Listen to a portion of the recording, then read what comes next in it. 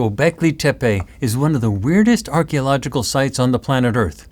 It is in southern Turkey, in the middle of nowhere, about 60 kilometers north of the Syrian border, surrounded by barren, dry land. There are three things that make this archaeological site really stand out. The first is that it was constructed using impossibly large vertical stone pillars, often shaped like the capital letter T, so-called megaliths. Now, the pillars are arranged in circles, and they stand up to 6 meters or 20 feet tall, weighing about 10 tons each. And the site is huge.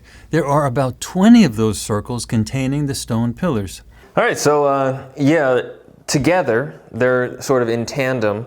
The non-surface structure and this object, they're sort of moving slower towards the base surface, and then it rotates and it just sort of gets placed like that. But the second thing that makes this archaeological site really stand out is that it was constructed between 10,000 and 8,000 years BC. That's correct. When mainstream science says that there were not supposed to be any major civilizations on this planet, those early builders cut, lifted, placed into sockets impossibly big stones to make impossibly amazing structures.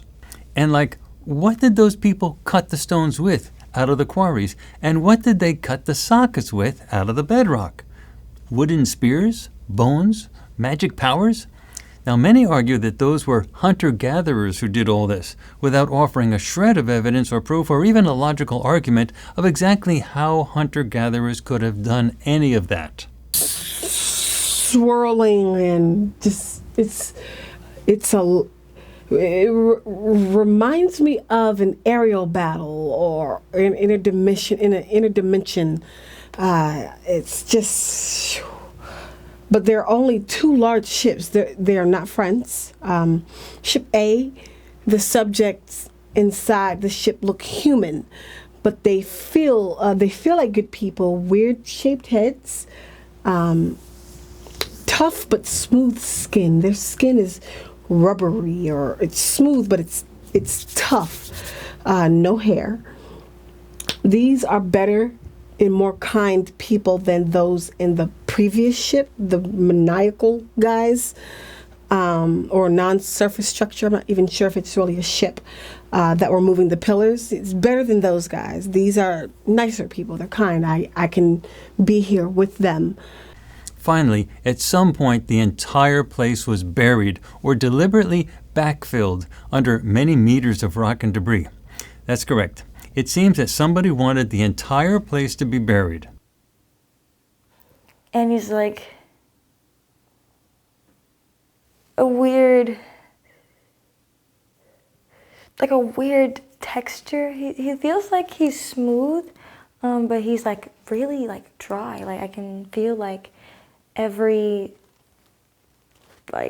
crevice on his skin, but it feels smooth at the same time. If you guys were to touch a pretty smooth rock, okay, rocks are smooth and they feel a little dry. That's what this guy feels like. He feels like a rock. Now, scientists have speculated as to why anyone would have wanted to do this. Some have suggested that it was to protect themselves from coronal mass ejections from the sun. But those things happen all of a sudden, and there is no time to bury what is essentially a city in the moments before a coronal mass ejection. So, others have suggested that the site may have been buried to offer protection from invaders.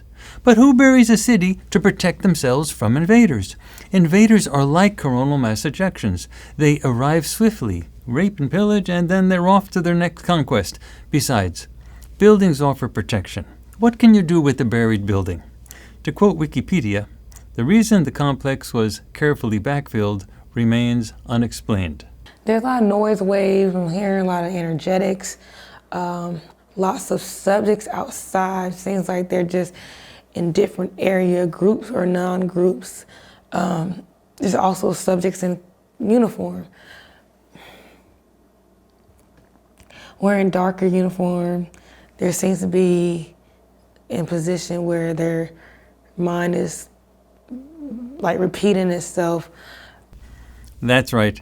No one can figure out why those ancients built it or buried it, or how those ancients built it or buried it. And if that's not enough, there does not seem to be much evidence of habitation. That means that whoever built it did it just for fun, or maybe for religious reasons, sort of like building a sanctuary like a church, but without having anyone to live in or around the church. Now, folks, that is weird. If you were going to build a really big church, wouldn't you want to put it where there are lots of people who could attend the church? Would you put it in the middle of nowhere, in a desolate location where no one lived? Are you fully understanding how weird this entire Gobekli Tepe thing is? It's very, like, every second it's a noise. So there is a connection between the destructive energy and the surface structure above. There was a planned destruction.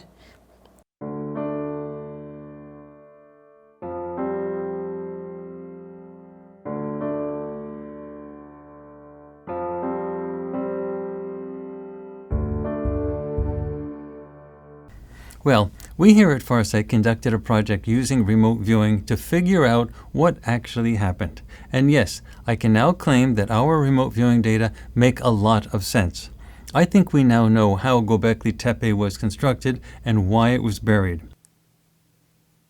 Inside of the structure is this zapping sound. I'm gonna move to the zapping sound, and I'm sensing the zapping sound is 7,000 feet up. It's really high up, but it's like a loud echo.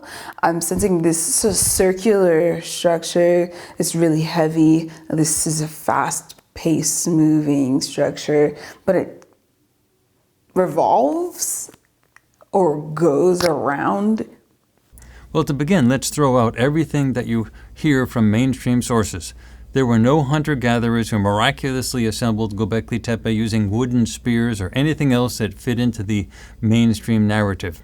Nor did any of those people bury Gobekli Tepe. What happened was that the site was constructed for whatever reason under the guidance of extraterrestrials and with the assistance of extraterrestrial technology. I'm sensing like just a humanoid, but not completely human. Like, just sensing like he's a hybrid human. The word human bird comes to my mind. He's hunchback, kind of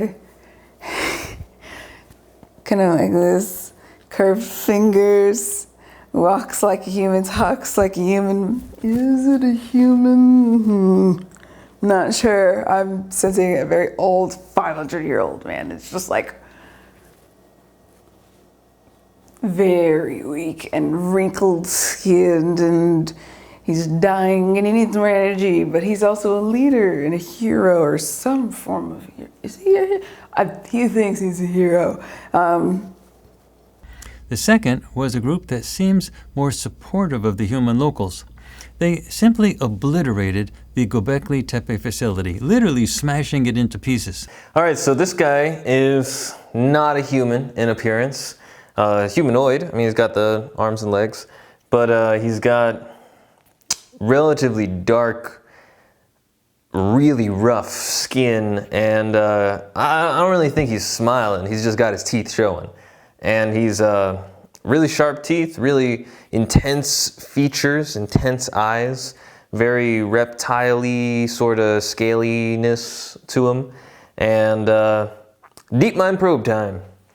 The attack was aimed at destroying whatever was the purpose of the facility, not just the facility itself. It was to erase the memory of the facility from humanity's memory. That is why Gobekli Tepe was buried. It was not enough to simply defeat the extraterrestrials. It was essential to eliminate their residual influence on human culture, to wipe their influence off the cultural map, so to speak. I get the feeling of a sort of a conflict, but it's not within him. It's like a conflict around the actions of this. It's like he's involved in destroying something that has some sort of meaning or significance or substance to somebody else, and this is like a chess move in whatever conflict that is. The reasons for all of this are probably deep and complex, and I am certain there's a lot of unknown history connected to this, much of it off-world, not just on Earth. These structures were not the sand castles of children.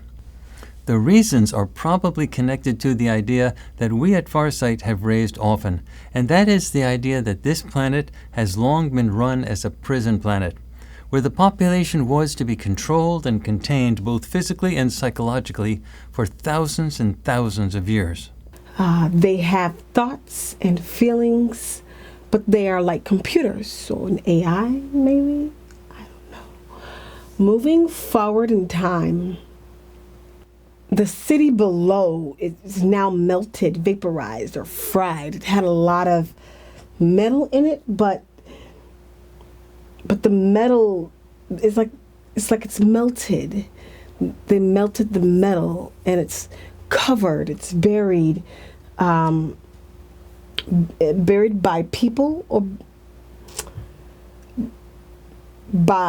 it was destroyed and then buried and covered. It's like they built a whole new something on top of it. It's like they built a whole new everything on top of it. You just melted it away, like just sanitized it. We were thrown into a prison long ago. Death was not even an escape, and here we find ourselves. Our freedom depends not on extraterrestrials saving us, it depends on how we ourselves think and feel. We control the keys to our own future, our own destiny, but that means that we have to seize that destiny by ourselves. The door may be open, but we need to walk out of here. Our freedom depends on what is in our heads. Ooh,